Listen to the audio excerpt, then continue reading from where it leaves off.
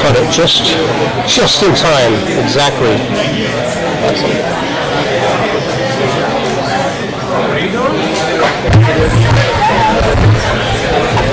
Check, check, check, check, check, check, check, check, check, check.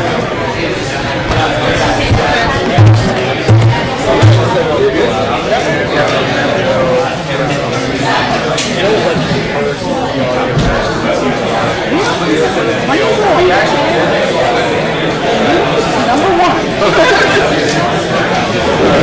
Unfortunately, I'll be here for 144. Well, I missed it.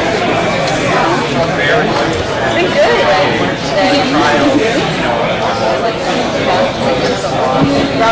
Alright everyone, we're going to start in just a couple minutes. You can find your food, grab some drinks, take a seat.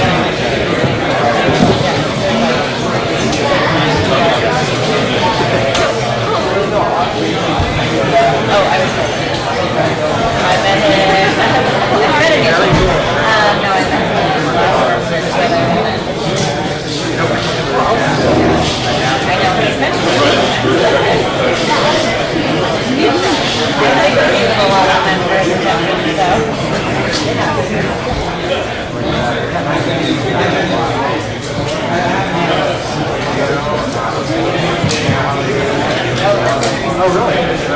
Yeah. This is a sure.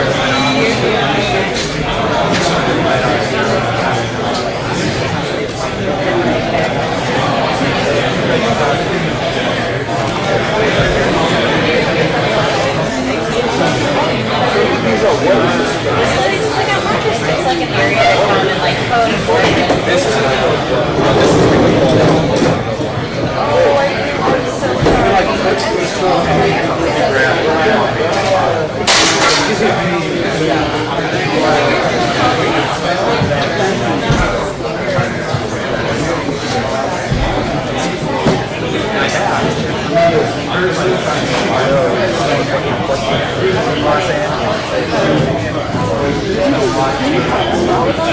Dude, that guy is crazy. He has a stick in the back of his chair. Yeah, I know. Well, yeah, that's what it is. Sorry. You just you were recording.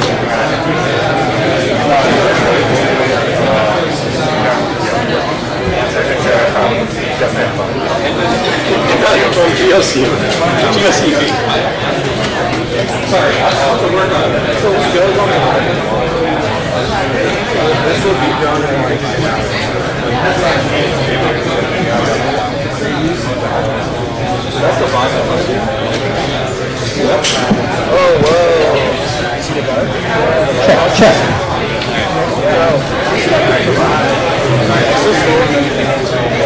How cool is that?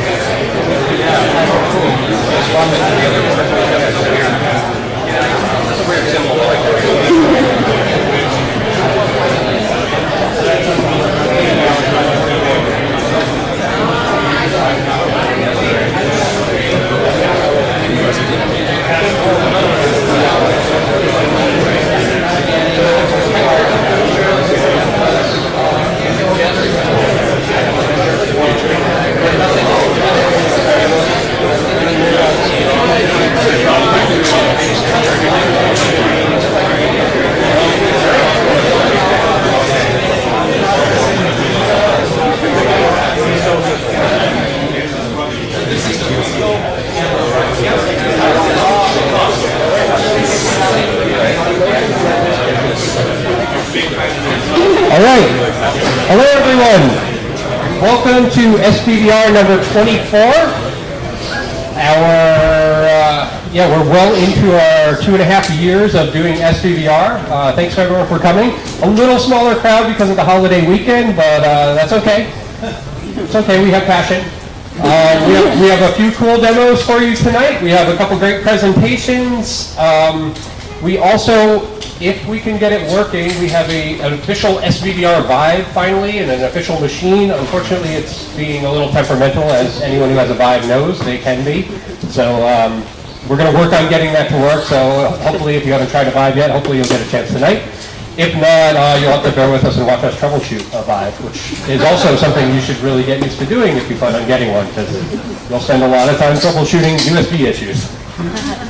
So we're going to kick things right off with Anton. I'm not going to attempt to say his last name. Wait, I will. Yakunbenko. Is that right?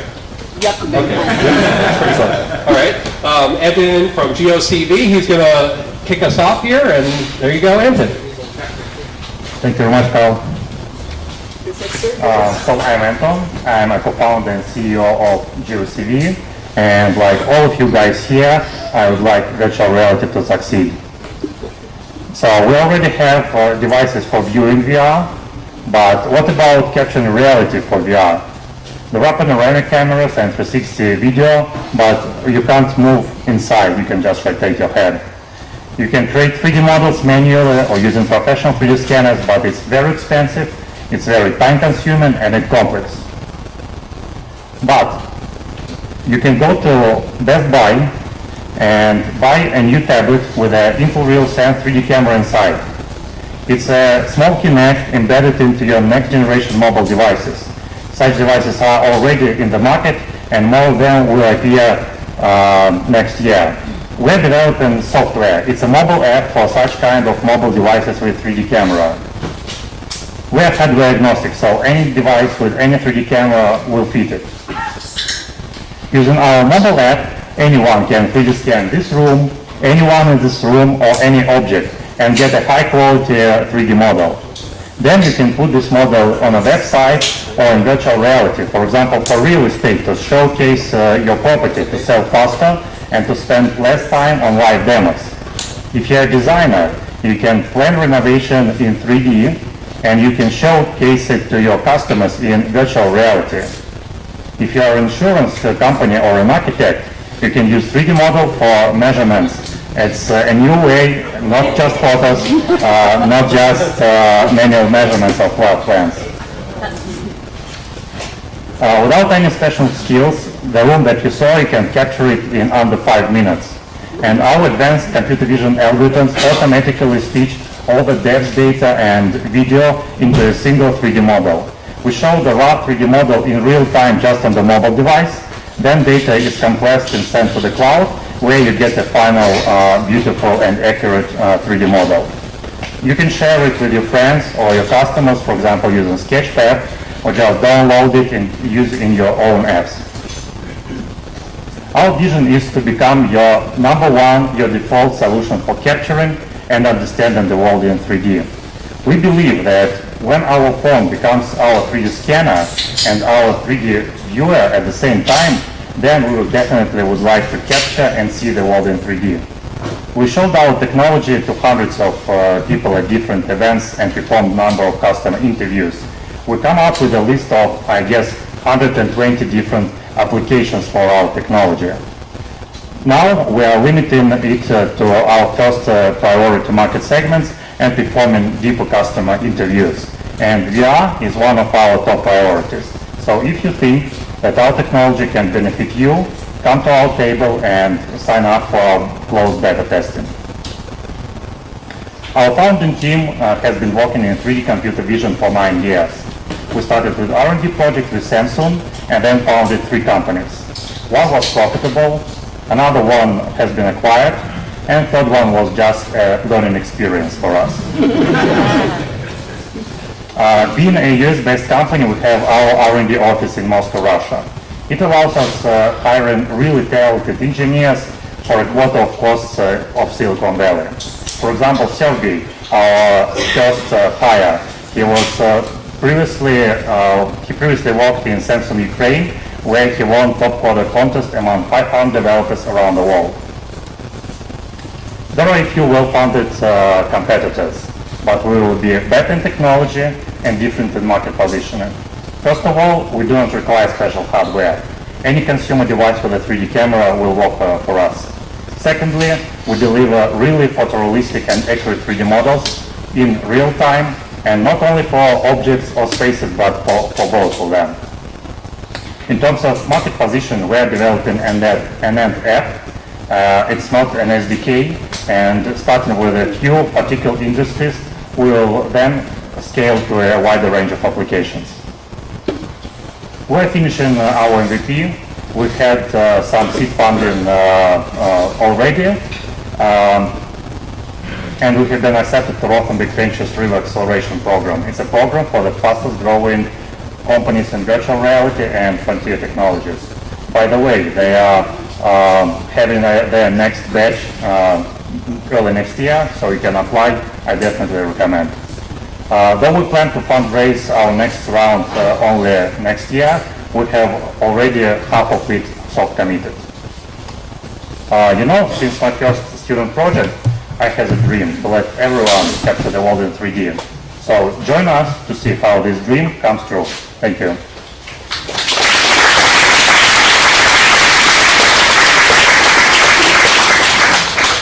Any few questions? Sure, I would love to. All right. Any questions? So you said that the stitchings perform on the hardware side? You're going to have to repeat the question. Yeah, just repeat the question. So the question is where the processing is on the mobile device, yeah, or Stitching specifically, as to what kind of stitching method you use. yeah. So we use our own proprietary algorithms for stitching. They first run on the mobile device to show your rough 3D model in real time. It's very valuable because you can see what you have scanned, what you have not scanned, and you will guarantee the result. And then we use offline processing. Currently it's just on a single laptop. In the future it will be in the cloud to make the final 3D model.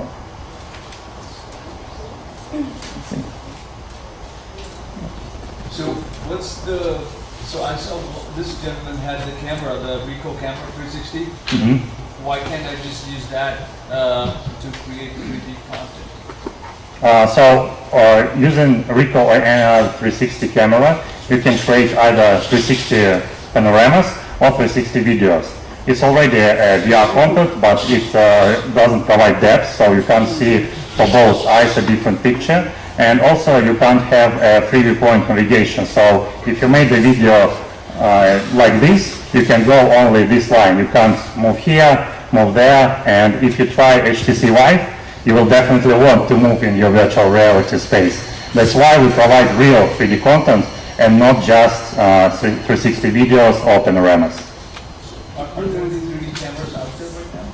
So currently, Intel RealSense is maybe one of the biggest players. There are already 2 tablets in the market that you can buy today, and more devices will come in the nearest time, powered by Intel's cameras, Google Project Tango platform, and other vendors.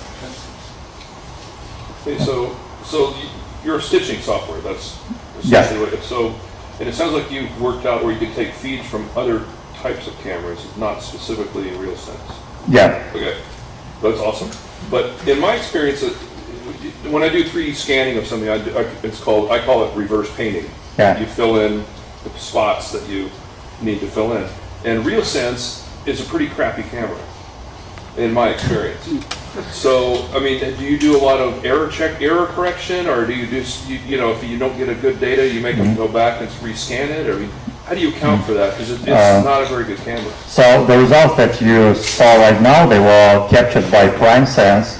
It's an old one, but still perhaps the best in the market. And then we are trying to tune our algorithms to work better on the newer cameras like Intel RealSense or Mantis Vision or others. So I think that we'll cope with all the problems that current generation of depth cameras deliver. Can it be used for scanning small objects? I mean, let's say I want to look at a 3D model of an object that I want to, convert it into an STL for 3D printing or something like that. Where I need small, very fine detail rather than bulk bulk shapes. Yeah, so the software doesn't have any limitation on the size, but the hardware has. The resolution of current depth cameras is pretty low, and the range is also not suitable for scanning small objects. So currently, this technology doesn't fit high quality scanning of small objects. You can scan something from this size or a human size, but something smaller, it's better to use other technologies right now. No, does this model, do you have to put it into something like Unity or one of the other, major programs, or is there some, separate model so that I can just use, that program in itself to create the model that I can we export our 3D model as a single OBJ file, and you can import it to Unity or any other 3D package. Okay. How do you account for walls or something which are mostly plain, which you won't have, planes or something to account for positioning accuracy? How do you account for that? Yeah, so if you just capture a single white wall, the tracking will be lost. But we try to make it as robust as possible, so even if you have small features, this will be enough. Also, if we use Google Project Tango, it has a fisheye camera, and even if you see a blank wall in fisheye camera, you can see something nearby that is not that plain or that colorless. What is the resolution of that something right now? Currently, it's for all the sensors is similar to VGA. So it's pretty low in terms of depth, but we use higher quality textures like HD images for texturing. And texture brings 80% of visual quality. So if you have like a lattice work or some scrolling bits with depth, it's not going to do it much better for couches and couches are pretty good for depth because even if we have low resolution, you can just come a little bit closer and capture more details. Also, when you capture a lot of data, even if you're not moving too fast, while we stitch the data, we can increase the resolution by stitching multiple images. And was there a problem with the last coffee table? Yeah, sure. It's the problem of any 3D reconstruction system. Yeah, so I'm interested, it's just like an awesome idea, I'm interested in your IP, whether you had to develop any new technology that was patented in order to make this work, or are you using existing technology and putting it together? Yeah, so in terms of existing technologies, we use just the basic SDKs that provide us depths and images. Everything else is proprietary computer vision algorithms, so we have a large stack of our algorithms for each of the particular tasks like positional tracking, geometry computation, texturing, compression, and so on. So yeah, it's a wholly proprietary stack of software. You mentioned 3D scanning and scene understanding. So what do you have in mind when you said 3D understanding? Yeah, so my background is computer vision, and the task of computer vision is to teach the machine to see. So the next step after we capture the world is to understand it. So to separate objects from one another, to understand what this object is. For example, that it is a sofa, it has this size and I can change it automatically to another sofa. Or for a robot to navigate itself in the unknown or known environment. So we're starting with capturing, we'll further try to add new functionality for pattern recognition inside this data. So you go beyond understanding this is object 1, object 2. Yeah, it's the first step, like segmentation of objects, and then we'll need to recognize what it is to bring a new level of opportunities for what we capture. Awesome. Let's hold any more questions until after. Anthony, you'll be here all night Yeah, giving sure. demos, so in order to get Yeah, the next you see this big roll up there. Anthony's right over there. Thank you very much, Anton. Thank you, guys.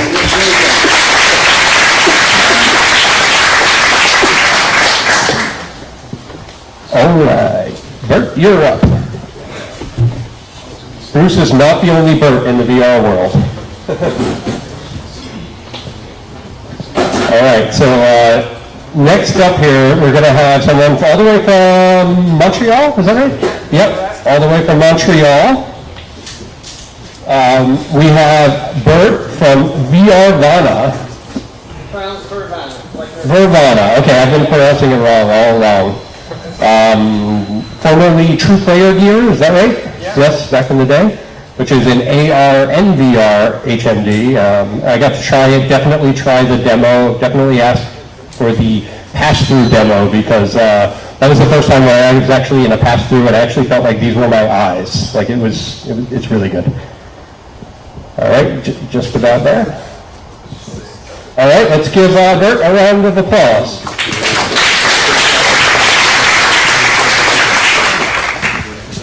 Thanks for the introduction. We got accepted at the Canadian Technology Accelerator in September, so we're spending 4 months in the Valley in Plug and Play Sunnyvale. So I did the first month, my colleague did the second, and I'm back, I think last week.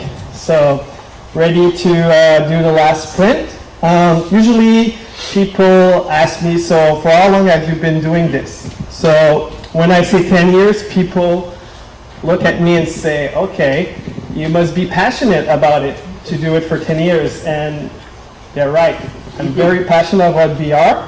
And I want to explain a little bit why. So I'm really an hardcore gamer and early adopter. So I started all that with the ColecoVision. So received that as a Christmas present. Played Donkey Kong for hours. That was a lot of fun. So even though I look young, I'm 38, so that will settle it. Well, if I shave, people say, okay, you must be like 21, and they card me and all that, but that's why I have a little beard here. So after that was the NES. Zelda was one of my favorite games. Lots of hours into the golden cartridge. It was very nice. Then, as I grew a little bit older, Nintendo was lame, so I went to the Sega Genesis. Lots of fun with Golden Axe, NHL, countless games, Mortal Kombat, was very, very hardcore, lots of hours. And then the internet came in. So I said, well, if I want to go on the internet, I need a PC. So started to go into the PC world, building my own PC, played Quake. That was an epiphany for me. Using your mouse to shoot people, that was awesome. So, yeah, that might sound a bit bad, but it was fun. I remember I was doing my computer engineering classes, and we had a lab. And when Quake came in, like we were 30 people on the PCs playing Quake in network. They didn't like that. They threw us out after a couple of weeks, and then we had to do LAN parties in the dorms. But it was really cool. So building my own PC, started to play with CD burners. So I'm also an early adopter. So I bought the first CD burner of my class. And as an entrepreneur, it was the first time I realized that when you have something that people want, and you're the only one who can provide it, you make tons of money. So it was a good learning experience. I had the monopoly of CD burning technology for a month or two, so it was fun. And then at the end of university, there was a little, maybe some of you know it, the NEC, like mini PC, was running, I think, Windows CE with Pocket Word and all that. So it was fun too. And then I think I bought the first smartphone. It was the P800 from Sony Ericsson. I think it was truly ahead of its time, but it took what? So I think that was in 2003, 2004. I think it took Steve Jobs and the iPhone to really make it launch to stratosphere. And then I was doing my MBA in 2004 to 2005. There was the Imagine Z800 that came out, tried it out. Because I remember back in the day playing NES, when I tried the Power Glove for the first time, this is when I really realized that the future of gaming was virtual reality. So tried the Z800, saw potential, but it didn't satisfy my need as a hardcore gamer. And the Xbox 360 got announced that year. And for me, that was the eureka moment, saying, okay, the Xbox 360 will be the first platform that will have a graphic card powerful enough to do virtual reality in a really plug-and-play way.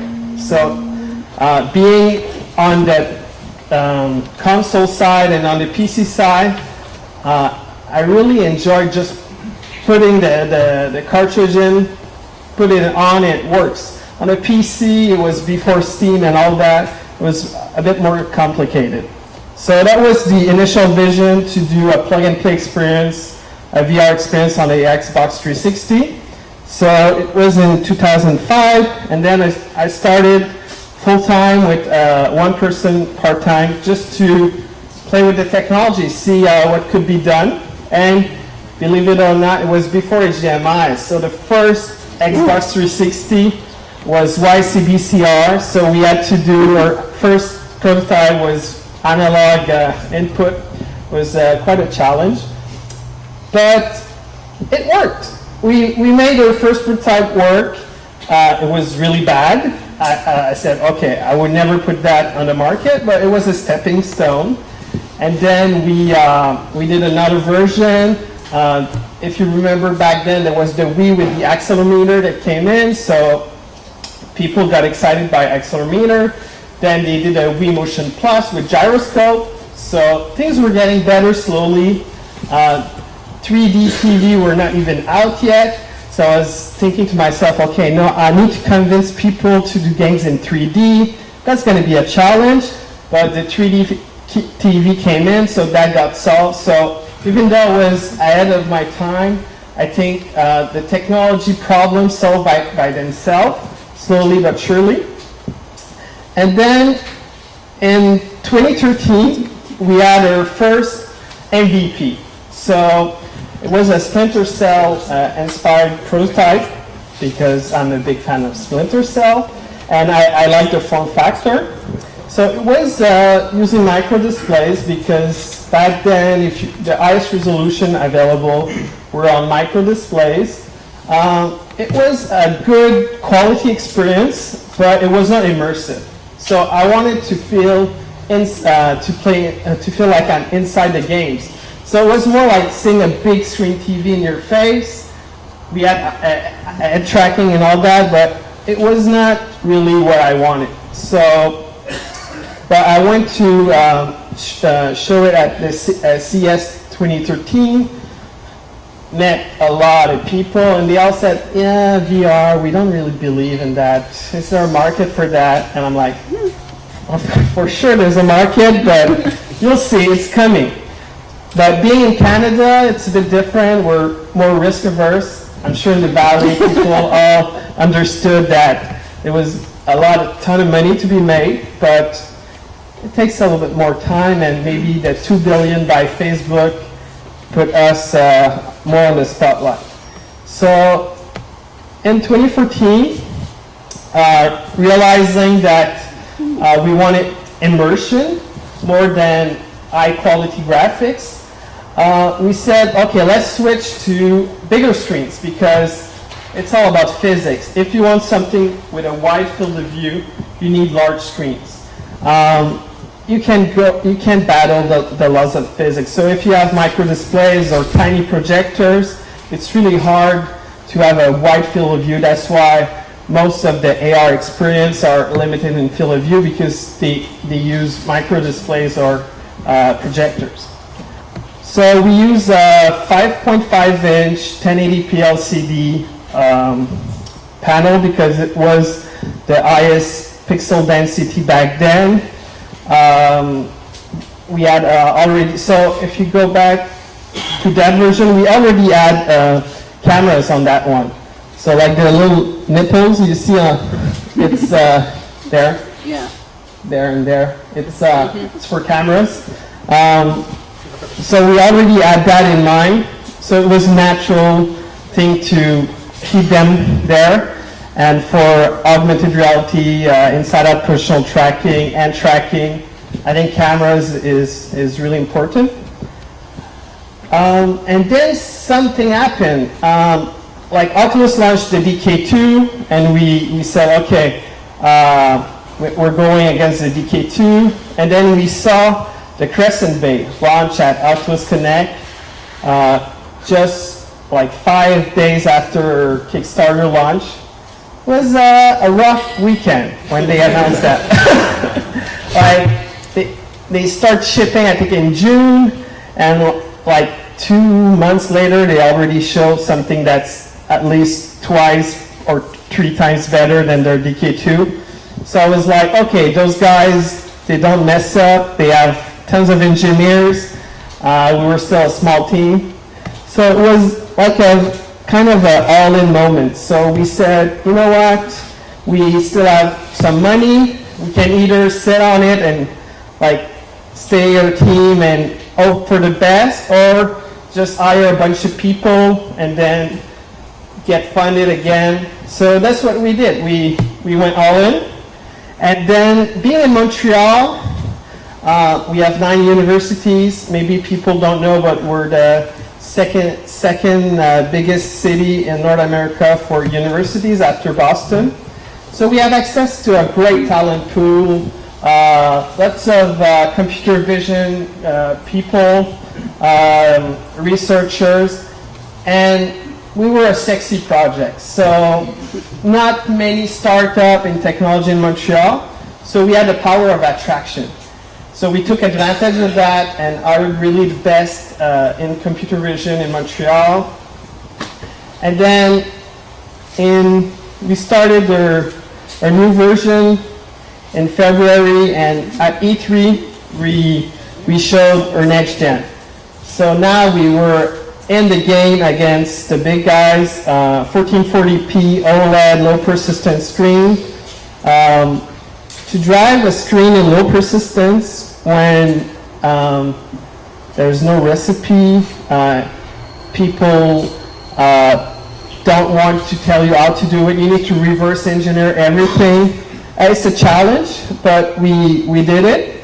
And as far as I know, there's only HTC and Oculus and Samsung Gear VR that drives an OLED screen in low persistence. So we're kind of proud of that. We upped the resolution of our cameras to 1440p2. So the demo that Carl tried, it's 1440p. Still not perfect. We would love to go at 4K because the higher the pixel density, the better the images. But we're at 120 field of view.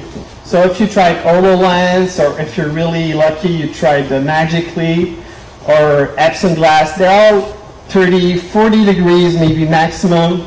We're at 120. So so we did a really quick proof of concept before our show. It took us a week. So we said, okay, what's the path of least resistance? So we use a QR code and just slap a Unity asset on a QR code and you can see it. It was just to demonstrate the potential of wide field of view. And as I mentioned, then there's positional tracking and tracking. Our secret sauce also is that we have onboard processing. We have an FPGA. And that's really important for the pass-through because it's more technical, but the distortion that comes from the lenses of the camera and the distortion that comes from the lens of the screen, you need to compensate for that. So you can bring it all to the OS via USB, do it there, and then send it back in, but it's going to be much more slower than just doing it directly in an FPGA on the fly. And that's what we do. We also have the matrix mode that we call its edge detection that we do in real time. So come try it after, it's worth a try. So when we saw the potential of doing augmented and virtual reality with the same device, we said to ourselves, well, of course that kind of technology can be used in gaming. We can license our core technologies to big OEMs that want to go against Facebook, HTC, Sony, all the big guys, because let's be realistic, it would be suicidal for us to go against those big guys. But there's a blue ocean in the enterprise side, and it's really interesting because augmented reality is really useful for businesses, professionals, and that's what got us really excited. And our vision is really to create a platform for professional, to do training, continuous learning.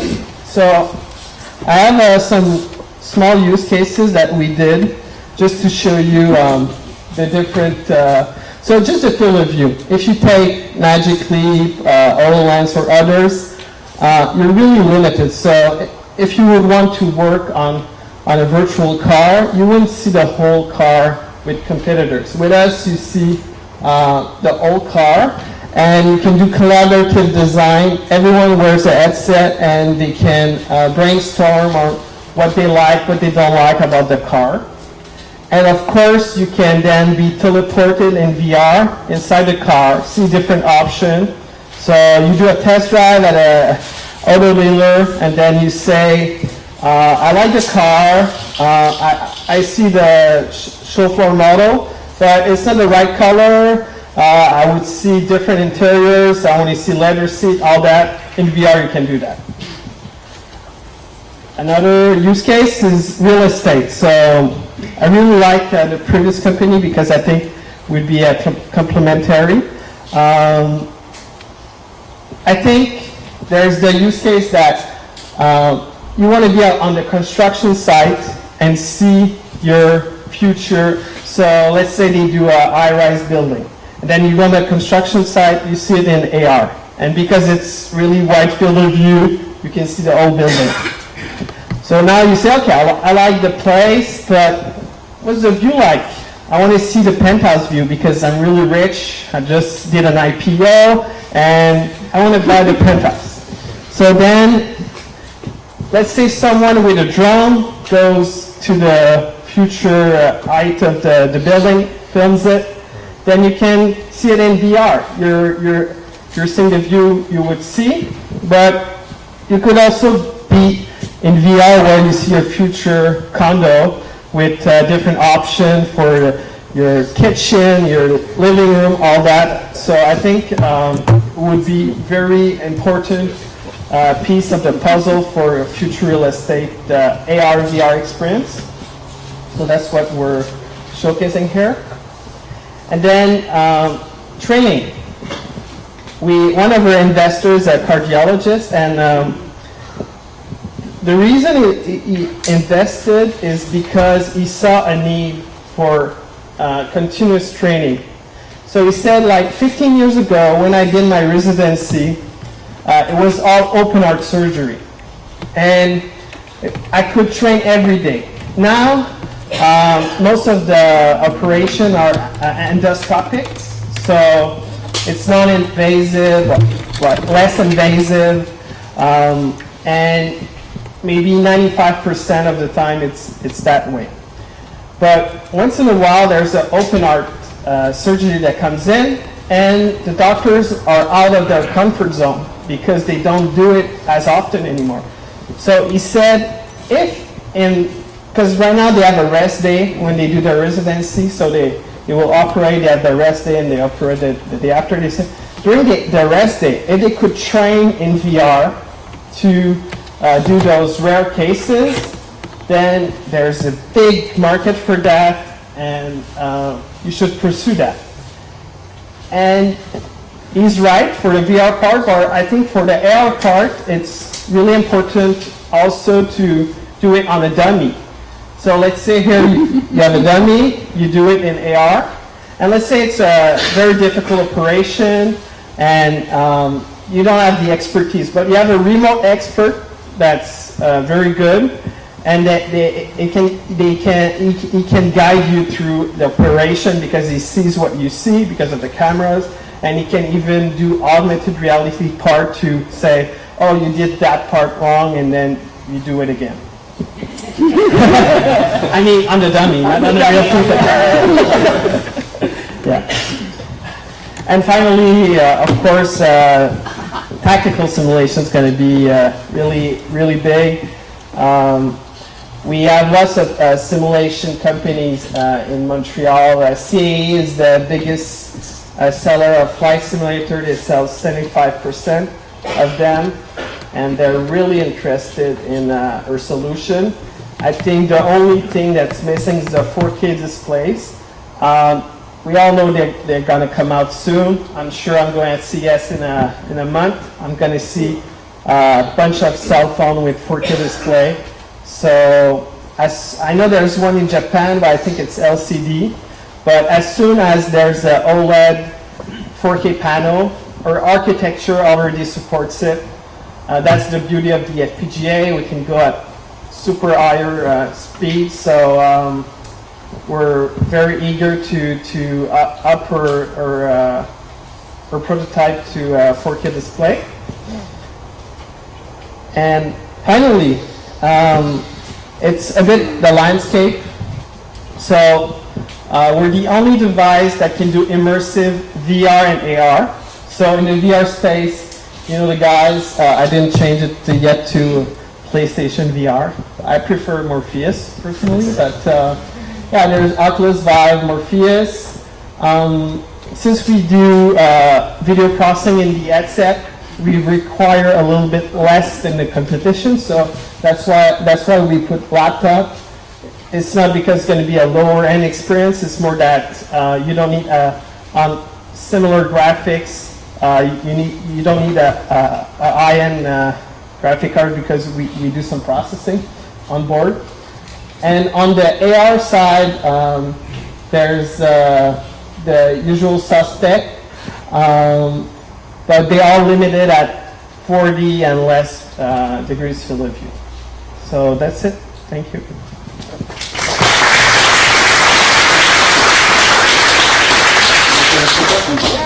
All right, who's got questions? So I really like how you explain the AR VR use case together, because in my mind I always used to think this is AR real life and this is VR like a game or whatever. Can you explain again the building like another example how I can use both AR and VR technology? Okay, so does your device, can you see through it? Yes. So that's AR, and Yes. it has a camera so it can also record, and then the VR, just the screen becomes like you can't see through it in VR. So it's not a see-through experience. It's really cameras that will capture the actual space and then display it on the display. And that's why we can do wide field of view. Because most of the solution, they're see-through. So they will send pixel with a projector through an optic lens, through your retina, and that it's a physics problem. If you use small projectors or micro displays, it's really hard to do wide field of view. And that's why our approach is the only one who can do 120 field of view in AR.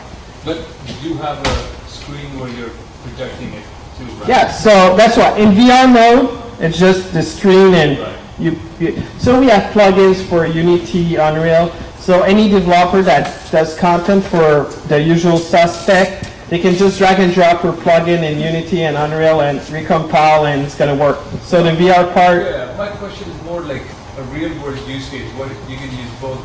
Yes, VR. okay. So let's go back to this one. So you're on the construction site. You see the towers, or I don't know, the cranes. Okay, so you're on the construction site, and then in AR mode, you see the future building. So you're there and you say, okay, I like the view. I think I will see myself on the penthouse of that. Do I prefer the east view, the north view, and that? And then in VR, you can see it because someone with a drone filmed it, or you're inside your future condo, and then in VR mode, you can walk through your space and even choose what you want to buy. So it's like if you want to do the interiors, you go in VR mode. Yes. But from the outside, you do AR. But you could also be inside a real room and with AR add things. That's also a possibility. But in that case, the building doesn't even exist yet. But let's say there's like a sample or I don't know what's the term, like a demonstrator.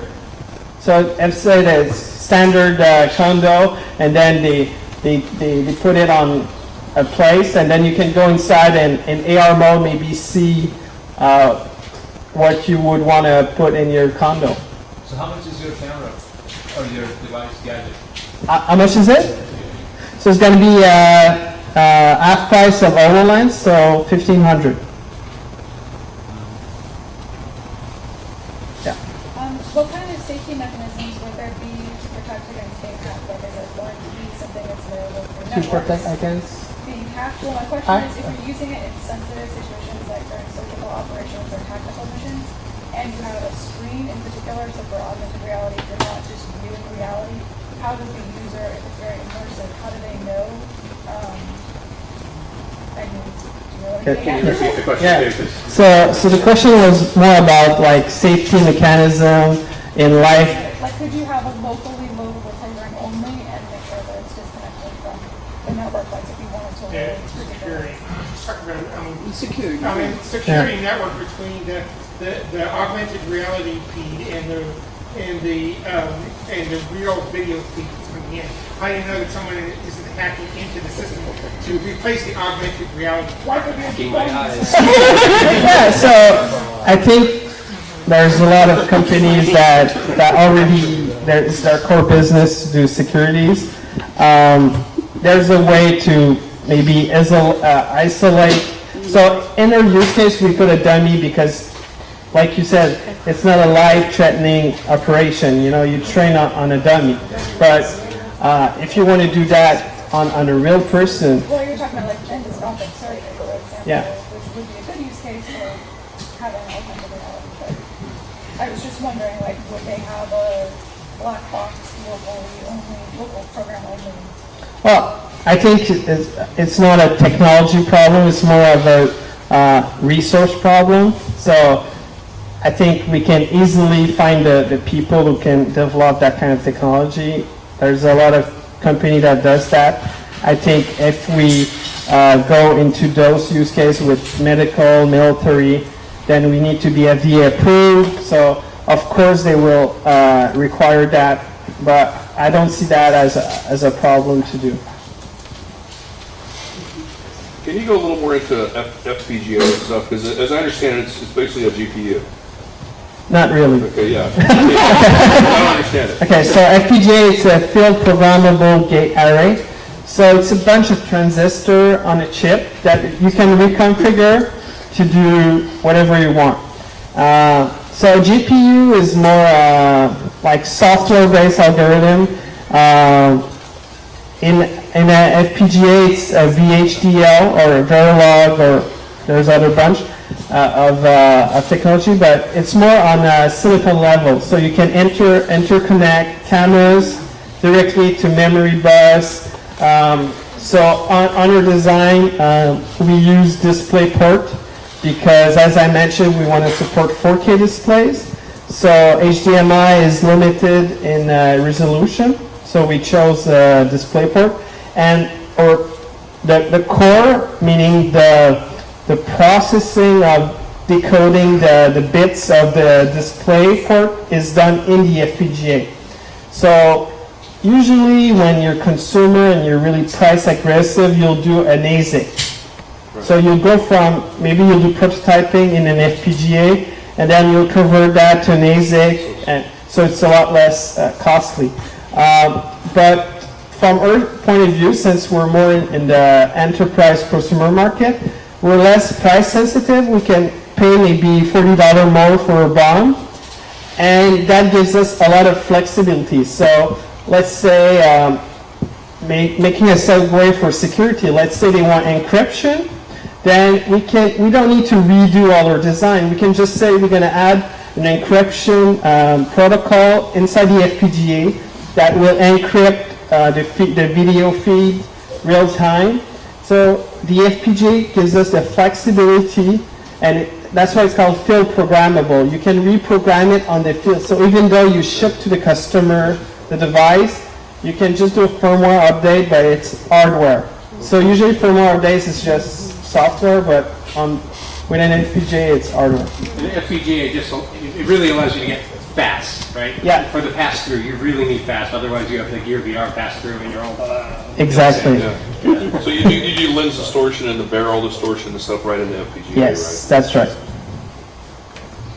Too many people. What's the resolution? 1440p.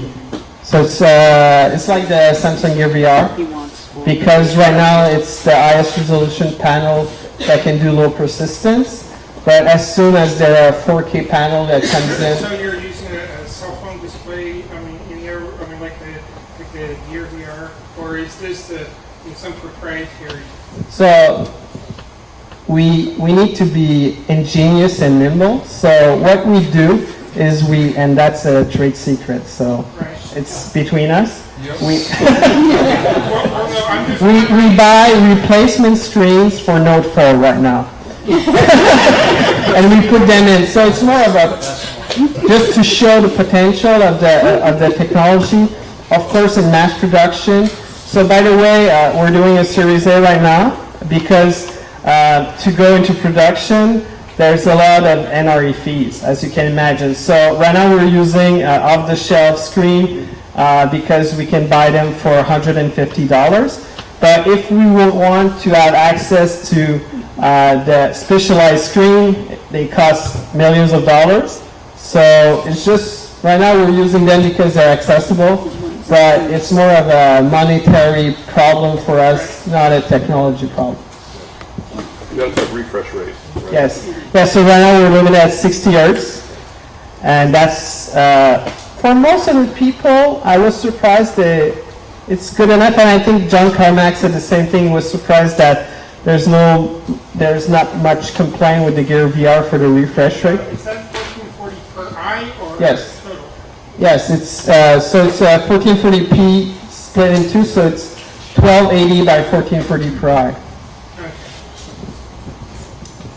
So one of the big issues for training domain, I'm coming from the domain, is cybersecurity.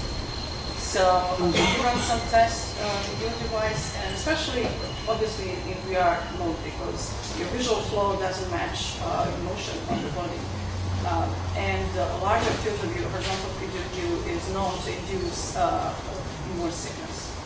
So did you run some tests? What's your experience? So I'm not sure I understand well the question. It said, Latency and parallax between training Motions. So not necessarily only that. Cyber sickness. cyber sickness, okay. Visually induced motion sickness. Okay, so it's really important to be under 20 milliseconds. And because we process everything on the headset, the pass-through is under 20 milliseconds. And then it's interesting that the thing about field of view is that having a too wide field of view can cause more problem than a more limited. It's known to be, yeah. Yeah, exactly. So we're at 120 because on the side is mostly threat cues. So if there's someone that comes at you, your brain will really try to protect yourself. So the fact that we're not on that side, that helps us to limit cyber sickness. But we haven't done like extended testing.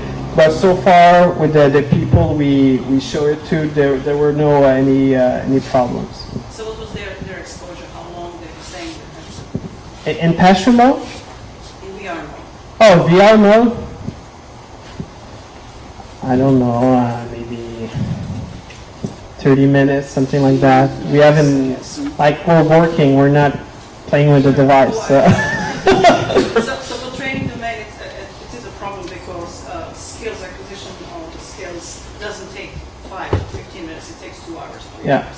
And so sessions, when they're that long, they're just bound to produce some sickness. Do you know what is the longest and typically used? Nobody goes that long, so typically they go for desktop, so you don't have a headset. Okay.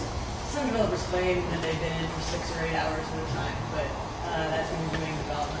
Is there a record for the Yeah, longest? I've done like 8 hours, definitely, plenty of time. I mean, I felt terrible afterwards. I was having fun at the time. But was that different? I'm not doing But not like with high this. motions.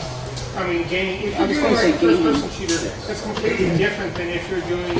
I mean, it depends on the program that you're running because programs that have a lot of motion in them are more likely to cause cyber sickness than ones that where you're not constantly looking your head around. Right. What program do you use? Magic. I can't hear you. What are you using for lenses in terms of equations and surfaces? Because you're going to a really wide field of view, and you're increasing the resolution. So there must be some... Yeah, it's a bit of a secret sauce, but it's a Fresnel and aspherical combo. I'm sorry? Can we talk later about lenses? Ah, sure. Yes. You mentioned something about using your cameras for head positional tracking. Yes. Inside-out tracking. Yes. Is that something that's working now or is working on? So tonight we don't show because it's not up to our standard. But from that version here, let me go back. So that version is what we're showing tonight. It's some limitation for the positional tracking, and then we're respinning with added sensors so that the pass-through will be better, the positional tracking will be better. We know that we can do inside-out positional tracking. It's just a matter of using the right technology, and we're doing a small modification of our current PCB to address those.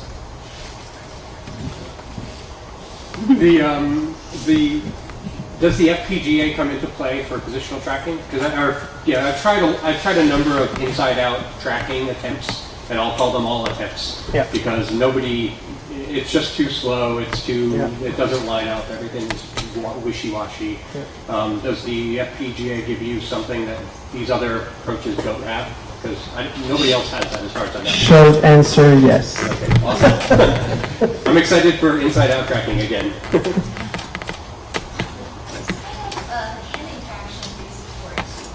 What kind of end? Yeah. So since we have a depth map, we can use any end tracking libraries that exist, and there's a lot of companies that provide those. So it's more of a matter of, depending on your needs, we can use different libraries. But as I said, since we have a depth map already, it's possible to do finger tracking with skeleton. It's possible to do simple gesture too. So it's more of a use case scenario, depending on your use case. I'm sorry? No. I didn't hear the question. Okay, so our question was about end tracking. Oh. So because in order to have good end tracking, we need our new iteration. So we already calculated that map with our current setup, so we know the path to go there. Right now it's a sensor limitation, and we're addressing that right now. Can you explain a bit about the field of view concept? I'm not, what is the big, so you said HoloLens has 40, Yes. what is that, inches? And No, then the 40 degrees. So 40 degrees? okay. So what does FreeLens do? So you see, maybe projector is not fit. Okay, so you see that's 120, and then here you have 40 degrees. So we have 3 times the field of view of let's say Magic Leap. So from their, I haven't tried Magic Leap, but from their patent, it seems that it's about 40 degrees, their field of view. So just to show that, like with Magic Leap, you would only see the tire of the car, and then with us, you would see the whole car. So, but right now I can't see you can zoom in and out, right? Or No, it's more that. Come see the demo. I'll explain it to you. You'll get it once we. Think of a horse with blinders. Yeah, exactly. Yeah, exactly. Or you can think about it like a business card, like HoloLens, like there's a business card in front of your face about 2 feet. And then as you move that business card around, that's what you see. Everything else is just, normal space, and the on-end part is just this business card display. That's 20 degrees. That's only for text. Yes. That's the render. real world they can see. Yes. Roy had one more, and then. No, I was just going to ask if I could explain about the HoloLens, because the HoloLens, they count on the head movement for tracking of where they're going to render. They're not rendering the entire thing, just the sharp part in the middle, and they're counting on you to turn your head when you get to determine what's going to be rendered. Yeah, most AR devices will put you see with your eyes, you see the world, and then there'll be a small area where virtual objects can appear. Yes. But in this approach, you're actually seeing through the cameras like you would in Gear VR pass-through mode, except it actually feels like your eyes. It doesn't make you sick. The latency is really low. Yes. Do you want to be your spokesperson? Yes, I'll do it. As long as he gets a free one. Yeah, he gets a free one. See, I knew that. Maybe one last question, or that's it? Come for a demo. Once you experience it, it's going to be a lot easier. Yeah, definitely try the demo.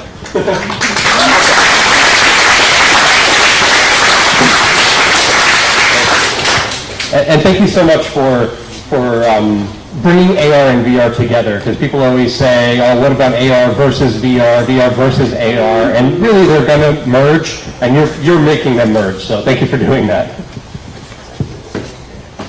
All right, so this is the portion where we are going to open it up to community announcements. I believe we have a number of announcements today, so if you have an announcement, then just come on up and form a line over here, and we'll get through them. In the meantime, I will make an announcement as we have people coming up here. Let me connect this sucker here.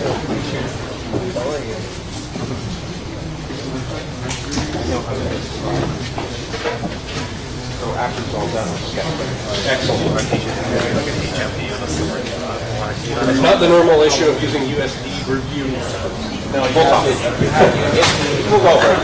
Believe me, I've been through it. All right, I'll do a couple quick announcements while everyone gets ready here. If you're looking to work in VR, SVVR jobs, we have new jobs. We have jobs from Binary VR. They're just like FaceShift. FaceShift was recently apparently acquired by Apple, and now Binary is taking the lead and doing a VR-specific version of it. Claim Store, River Studios is hiring like crazy. Everyone's hiring in VR. Check out SVVR jobs. And I have one more announcement before we get through the other community announcements. SVVR 2016 conference. It is officially happening. We have dates. Save the dates. April 27th, 28th, and 29th. 3 days this year. We are back at the San Jose Convention Center. We're going even bigger, even better. We have a projected attendance of 2,500 to 3,000 people this year. This is going to be the biggest VR event yet, as it has been for the past 2 years. Once again, this will be the event of the year, so save the dates, April 27, 28, and 29. And now, we have not posted the ticket prices. They will be roughly in line with last year. It depended on when you buy them, a couple $100 to, I think it was $300 to $500 depending on when you bought it. It'll be roughly around there. Don't quote me on the exact number because we're still fidgeting with the budgets. All right, and here's some community announcements from Hamza. Yeah, there we go. Hey, so I'm Hamza from Casino VR, and just 2 months ago I presented here about what we're doing. So just quickly, we believe at Casino VR that online casino games and real life casino games are world life apart, and VR can bring them together and merge them into one. That's what we're doing experientially, user experience wise and gameplay wise. And after a lot of sleepless nights, I can finally say that we're ready to launch our beta. It is a multiplayer poker game that you can enjoy on Oculus DK2 right now, and then in a month's time on Gear VR. And we would be demoing there right now, so do come check it out. What I mean by merging real life and online in a nutshell. So yeah, please do come by.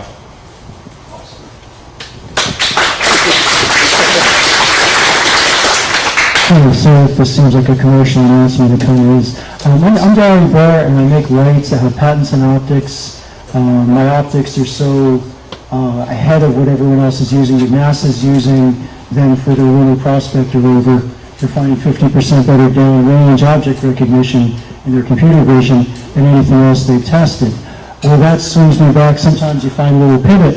Some of the VR guys around the dojo are showing me lenses, and we're looking at my lenses. We're finding that my lenses are probably cleaner and sharper and clearer than what these VR sets are using, and I can sell them for a lot less than you're probably paying if you're making your own or your company looking for lenses. So please, I definitely got some lenses here. Hit me up after this. Thanks.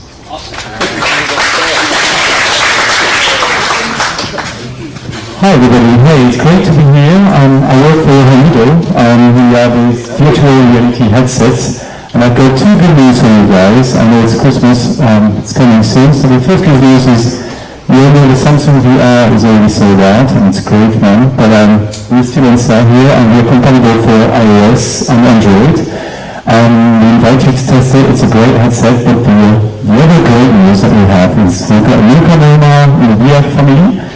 And it's a baby, it's very small, it's very tiny. It's not a cardboard, it's called Holiday Mini. I'm proud to show it here. We were here within a few sneak previews yesterday, today again. And I've got a few samples for you guys. So I don't have so many, but you can come to me, try it, give us some reviews, tweet it, and yeah. Cool thing is that pocket in your VR, you can fold it like this. You take in your pocket. Thank you guys. Come to me and I've got something for you. Thank you. Bye. Can't wait to try that. Hi, my name is Eva from VR Lab, and I want to announce that this is the second year that we have a retail display window in Union Square. Out of West Coast Leather, I will be selling leather-encased headsets that work for every phone. And they're very affordable. They're $39, and they're beautiful. So please visit me at West Coast Leather in Union Square. I would love to show you the headset.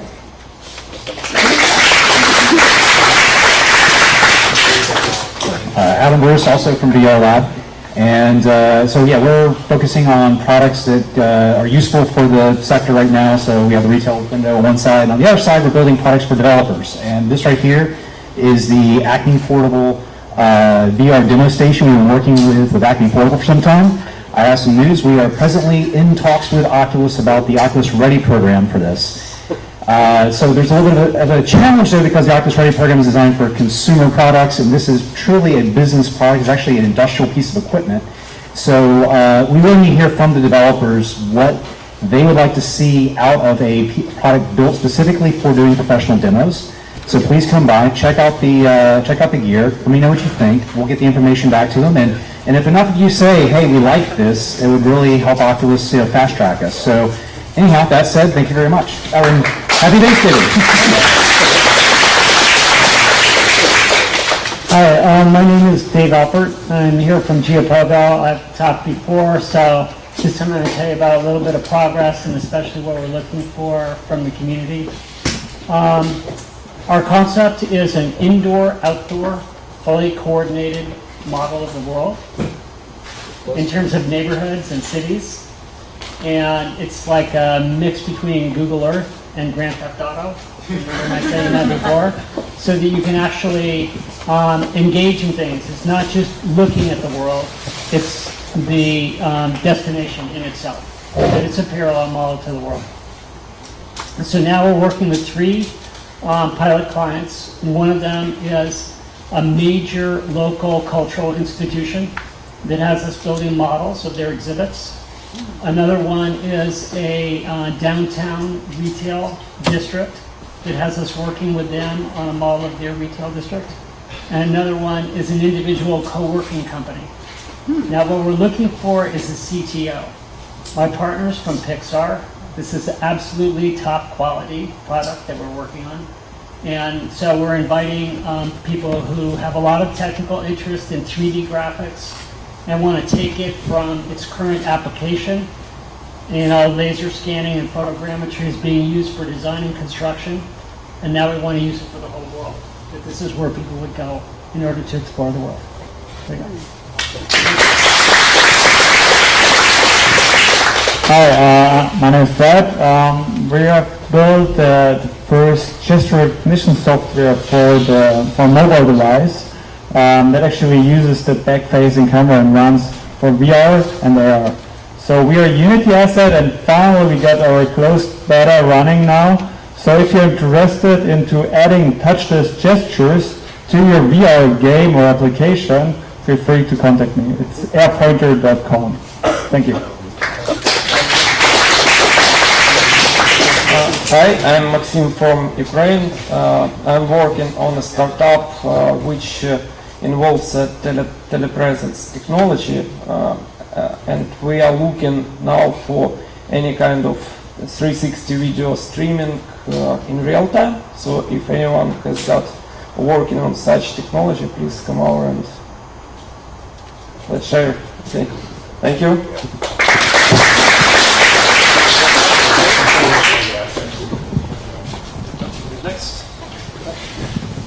Hi, my name is Susie, and I'm from Meta VR. We're building a network of 360 journalists and reporters all around the world, with our aim being that you can experience any news event and go into the story at the moment. Right now we're at very early stages. I know some of you guys have Vika features out there.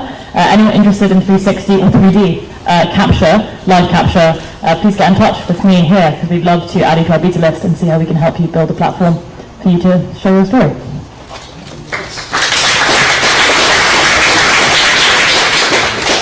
Hi, my name is Kelly, and me and my friends are working on AR and VR in one headset. So this is the first prototype we have, and this is actually a parabolic reflecting surface. If you put your Android phone down there, you'll be able to get like over 17-degree field of view of see-through VR. And I'm currently doing IR tracking, so you'll be able to track the infrared light LED to have an infinite whiteboard in front of you. And we have a game demo, so anyone interested in come to try. And we are working on a newer version for this. We just tested prototyping, which is able to offer over 100-degree field of view with see-through screen. And we are currently making a circuit board which goes on top of it, which is able to do head tracking and some simple image processing. So anyone who is interested in this, contact me.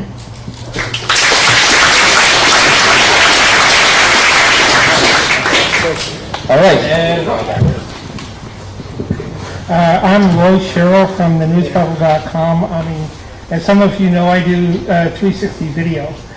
Recently, I was at the VRX conference up in San Francisco. I was approached by a person that I was talking VR about, and they're putting together a VR event in San Diego in April. It's partially by UC San Diego, but they've asked me to speak at the event, and I'm looking for people who are interested in helping me put together a presentation on the future of VR and AR, I mean, beyond gaming.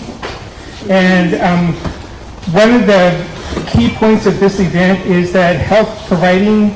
Stephen Hawking is going to be there talking about his book on virtual reality. So this is an opportunity to, do some presentation with people who are, major, in this. A lot of the focus of this event is targeted more towards military and big industry rather than consumers.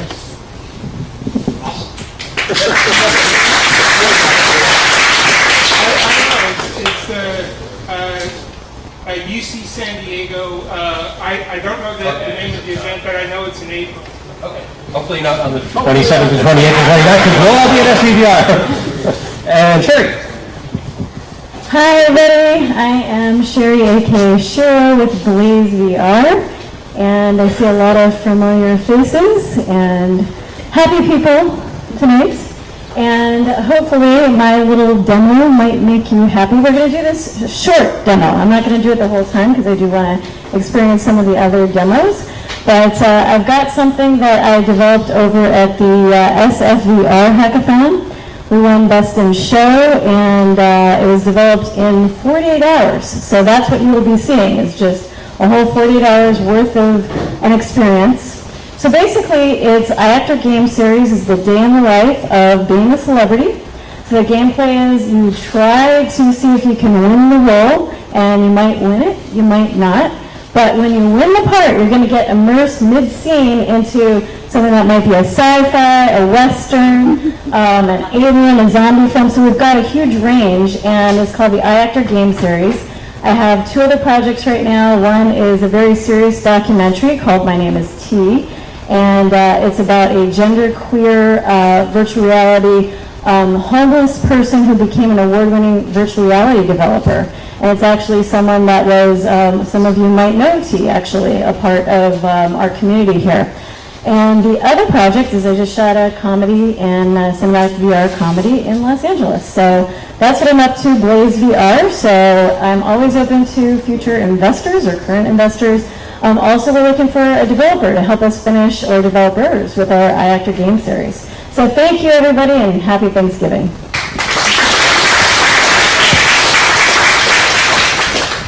All right, and with that, we are now going to break for demo time.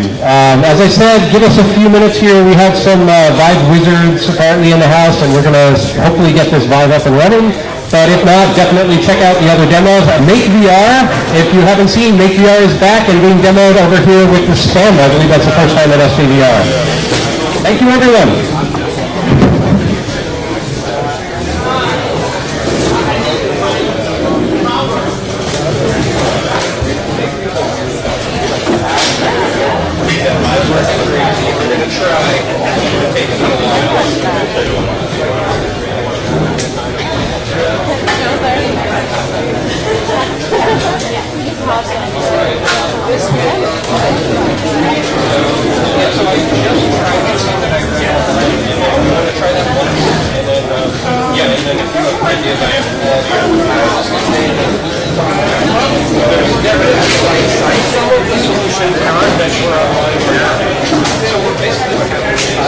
So this machine we actually got for the first time 2 days ago. It was working perfectly in the office. I moved it here, didn't move anything, didn't change any ports, and so we tried the USB review thing where you sort like under ID, remove all the USB devices. They do that so what happened, I did that, it did not work. It removed the devices, and now it I saw the devices, right? And when it came back, it's not seeing the champagne device at all. So after that instruction set, you have to follow it absolutely strictly precise. You missed that one thing, it won't work. So you can't, if you decide to delete something additional, you think, oh, maybe I should delete that, and just screw it up. So I did FYI to that. All I did was remove the vendor ID stuff. But so now what I'm trying, I just read something that said, if you're having problems, try to take the HMD, go direct to the USB, bypass it, and try that once, reboot or whatever, and then try that, and then if that doesn't work, and where's the paper for the setup? Oh, I don't have this. I know. I was telling someone in the back to check your thing out. All right, so I gotta try and help him with this thing. Yeah, okay, I did that. Reboot and refresh, and I moved a lot of stuff around. And what I was gonna do is I was gonna double check to make sure you plug the plugs in the right order. So I was gonna get the piece of paper. Okay, I do not have the paper.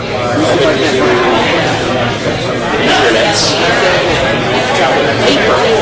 What is this paper you're talking about? It's the order of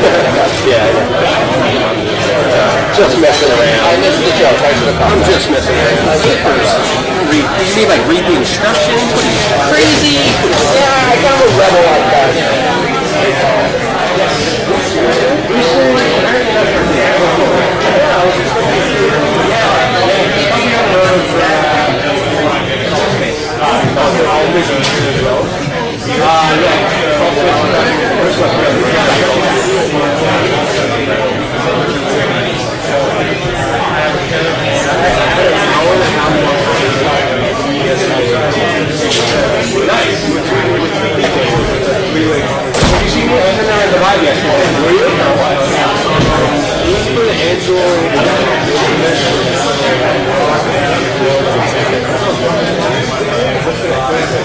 What's interesting, I've actually seen those places. I changed the order, I bypassed the box. Okay, so the thing is that sometimes you'll have to clear them for some time because they'll come back.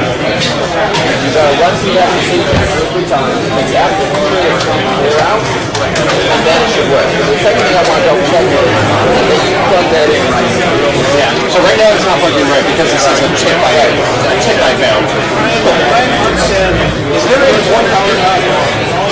Yeah, I tried that. Everyone always says that. It never solved anything for me. I tried that earlier. I was asking people that they Yeah, I keep reading that online too. Right away. Just to put it in the power knob. No, I've never seen that. I've actually picked 3 boxes. So, on the plugging thing, what's interesting is right now I'm actually seeing the headset. But this is not plugged in at all. Maybe this needs to go after. The other's all fucked up right now. So. Everything has to be, yeah, if they don't have the right order, it won't work. So this, you don't even have this plugged in. Yeah, no, that's what I'm just saying. It's not plugged in, and this is the first time I've made it. Because I'm trying something that I found online, which is plugging it directly inside the box.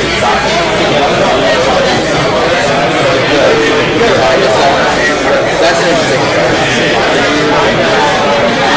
Yeah.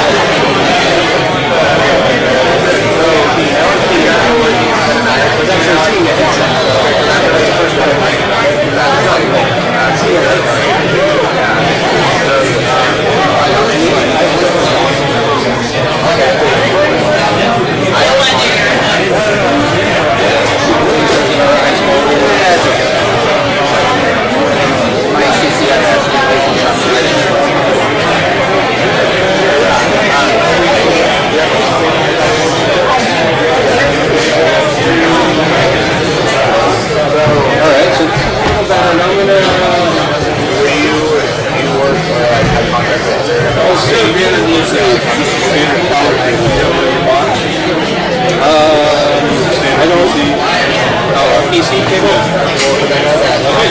You know what? There's one.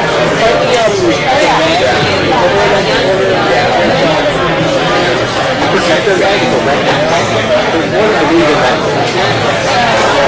Okay, I'm not going to put that in yet. I'm going to put the headset in. I'm no longer going to buy that. I'm going to turn this off to do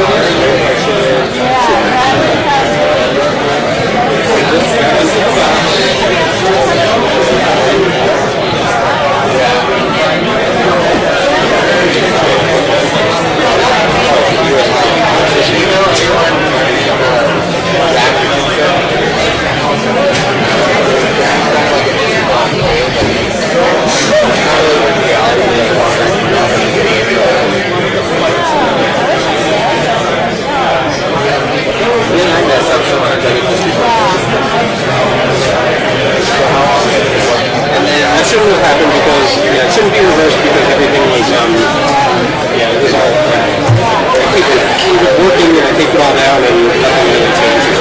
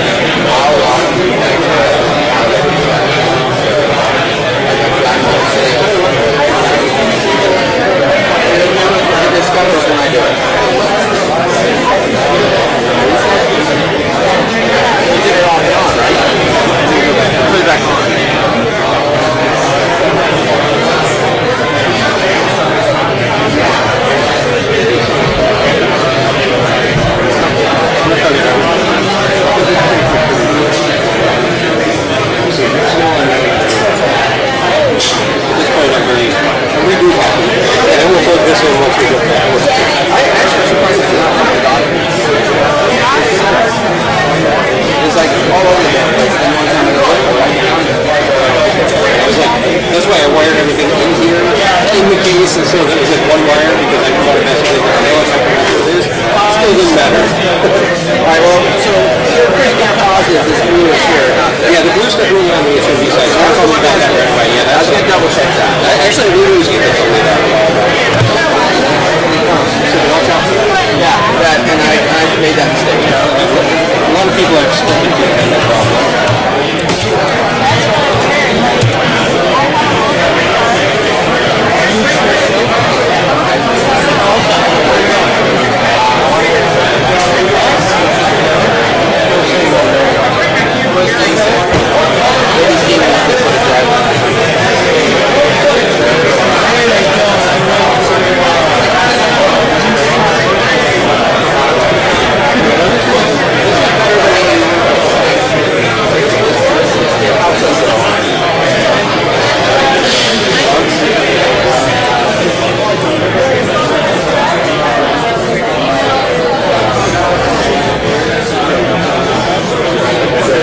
Right.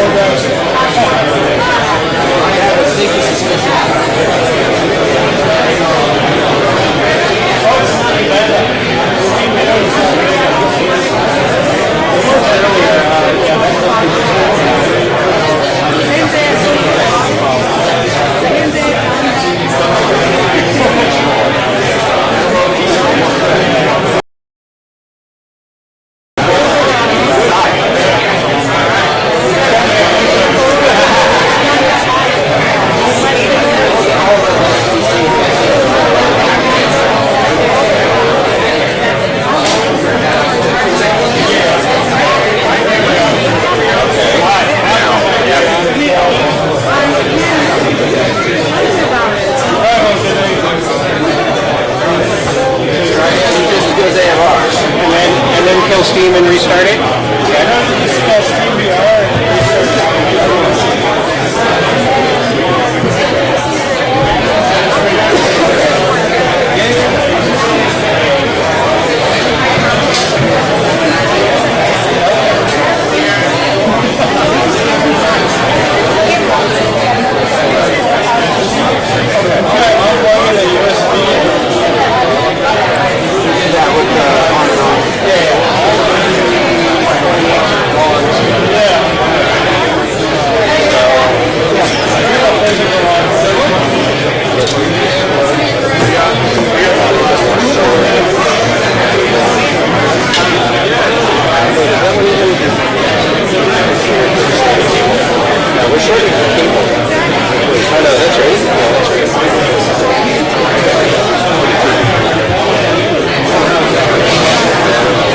Oh, actually, let's try to do this before.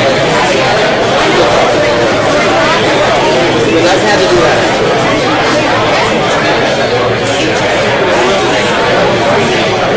For whatever reason, I actually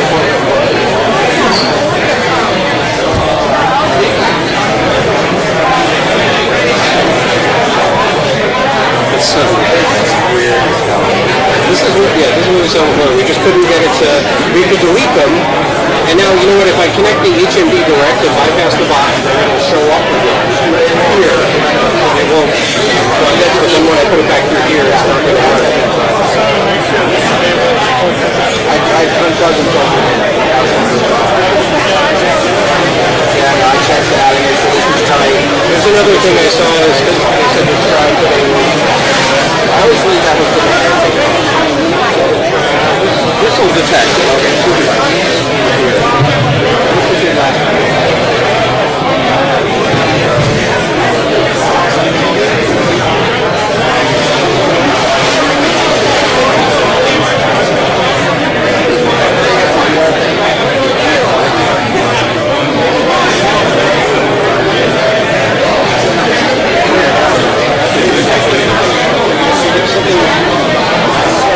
Weird with the ports.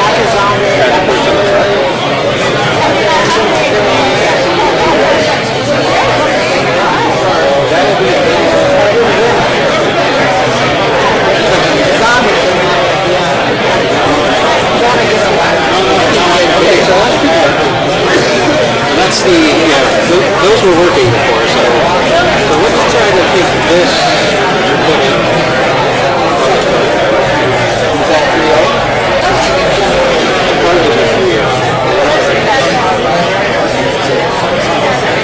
Thank you so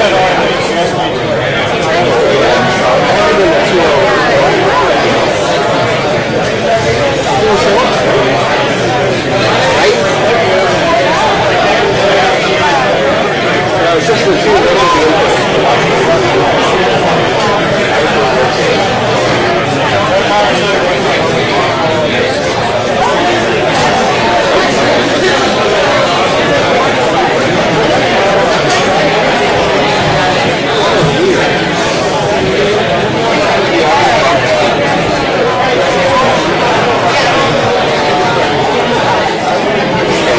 unplug everything from it.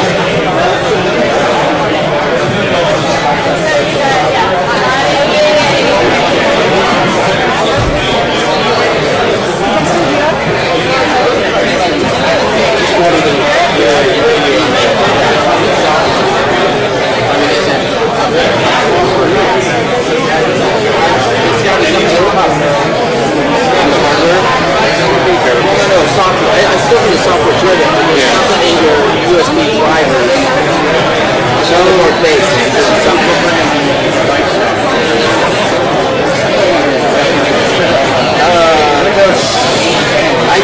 I just searched device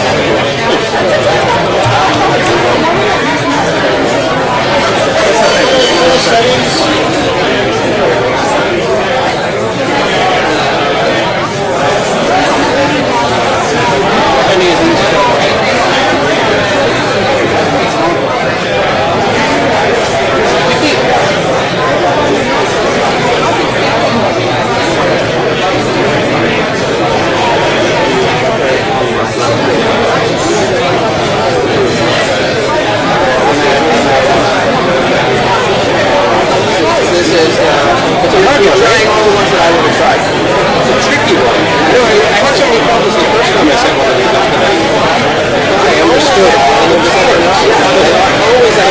machine, it's a bubble.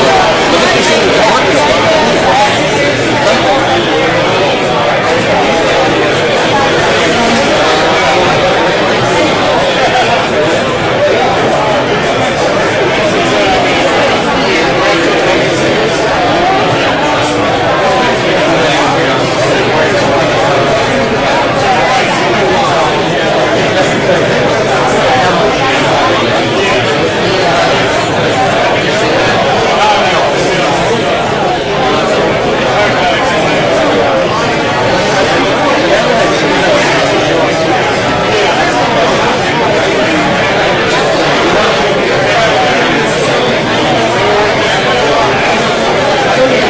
this. Let me unplug this. That might be something else.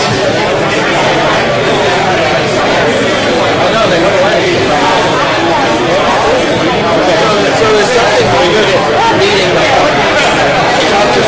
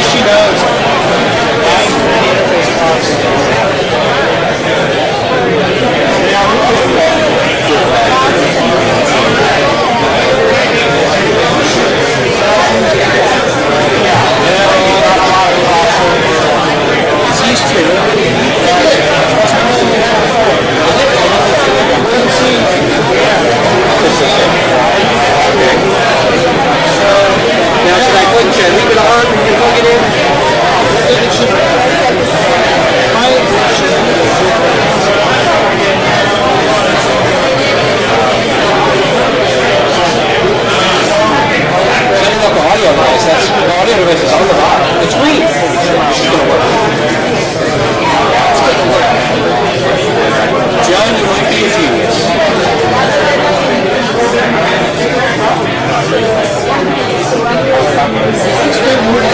You might not. We'll find out. Not try. This is good. This is progress.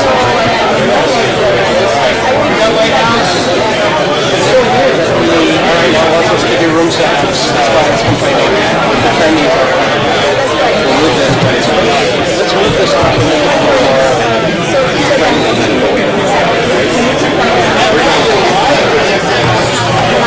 Yeah, that's so you know why at the office?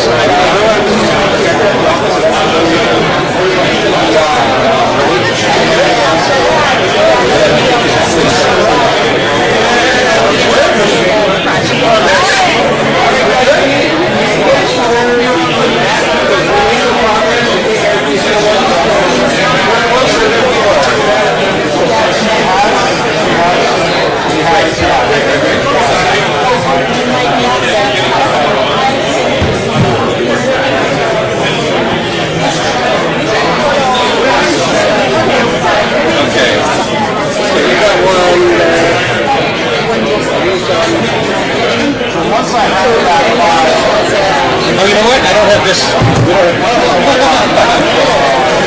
We're jumping the gun. But this has been working, so. Hey! Alright. We have progress. Alright.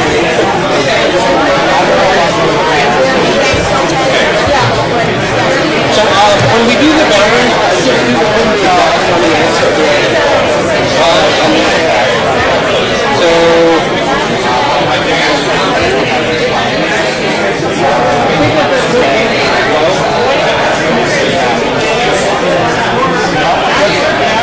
let's try it.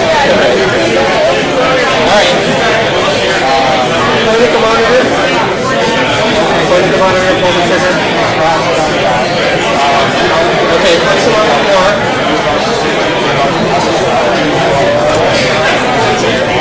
No, it should, just pull back so that the light house can see it. Place them on the floor.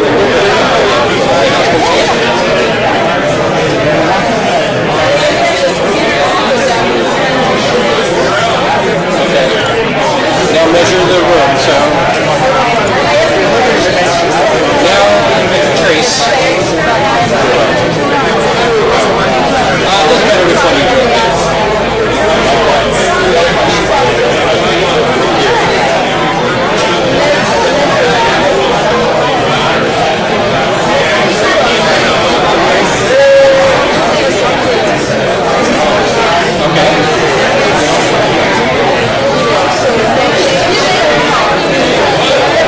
Point to you, that's good. Enjoy VR. Okay. That's a good sign. Alright, then we got to do high, right? What's good about that is it doesn't necessarily do audio. Although I think it was way better.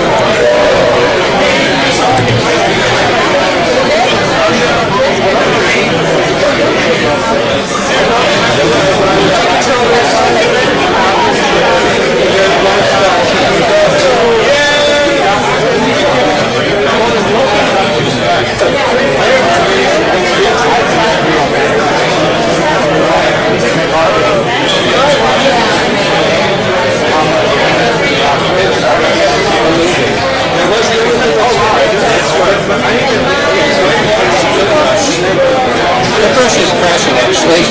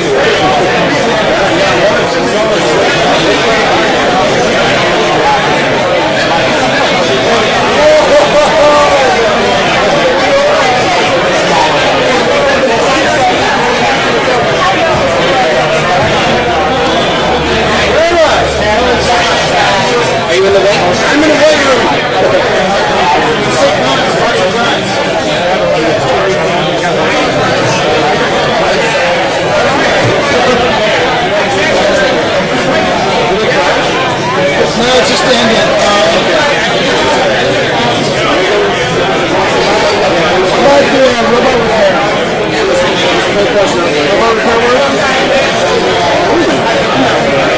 I'll let repair is fun. Put your headphones on.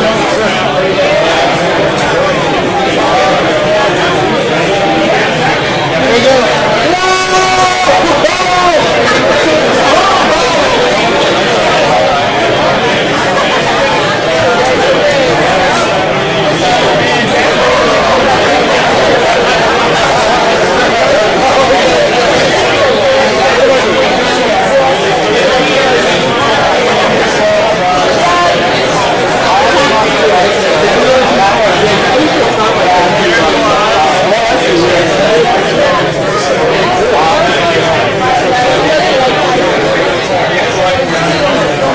Surprised that mine did over there.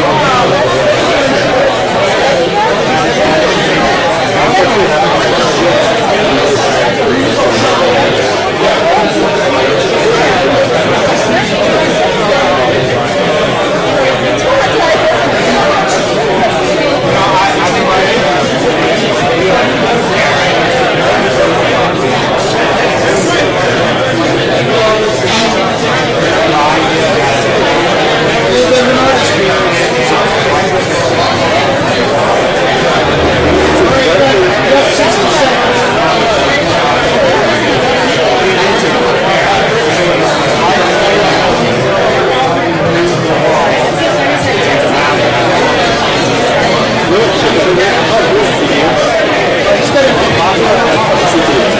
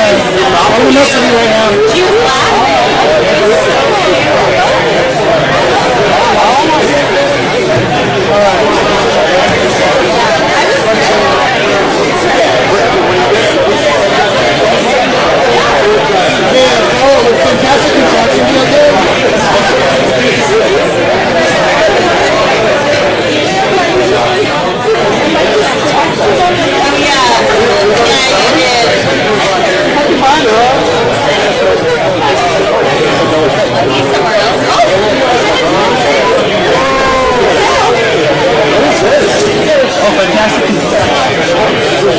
It's like a little puzzle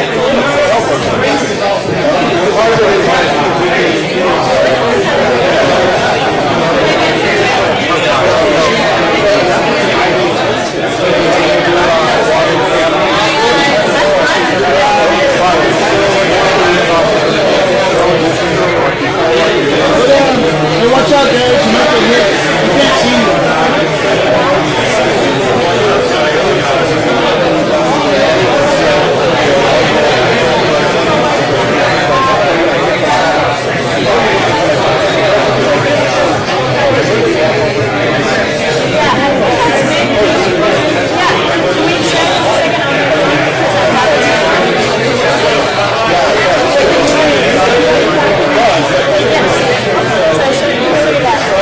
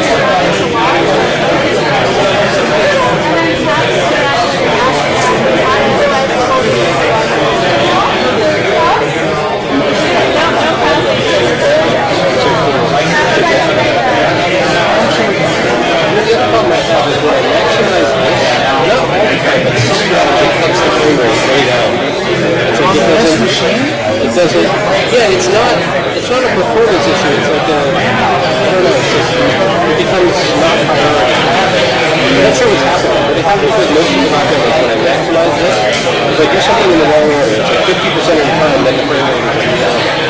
And then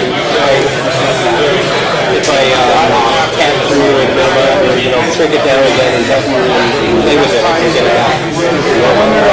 It's like you might want to check the right window and break it.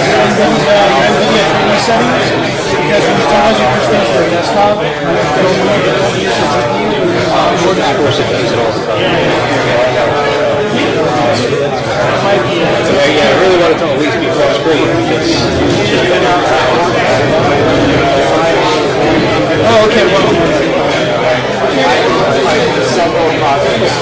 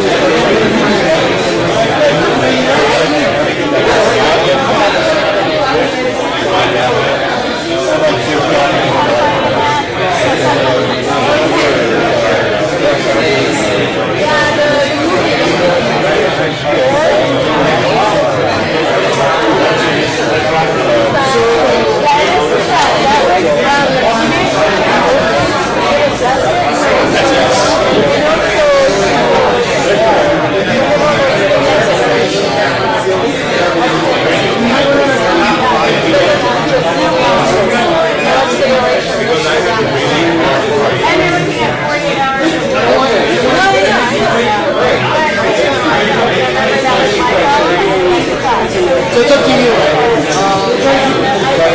you.